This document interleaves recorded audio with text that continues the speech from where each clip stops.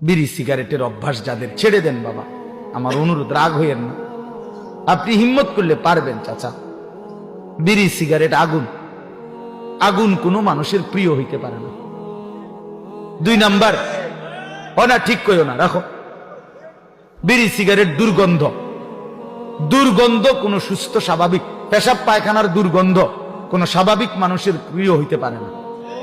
ঠিক বিড়ি সিগারেটও দুর্গন্ধ, দুর্গন্ধ কোনো মানুষের, স্বাভাবিক মানুষের কাছে পছন্দনীয় হইতে পারে না। এইটা আপনার অসুস্থতা, আপনার এটা অসুস্থতা, আপনার মানসিক বিকৃতি এটা। নাহলে আপনি দুর্গন্ধকে নিয়ে প্রতিনিয়ত নাকে মুখে ঢুকাইতেছেন, আগুনকে প্রতিনিয়ত নাকে মুখে ঢুকাইতেছেন, এটা তো অগ্নি পূজকের চিহ্ন হইতে পারে, ইমানদারের চিহ্ন হইতে পারে।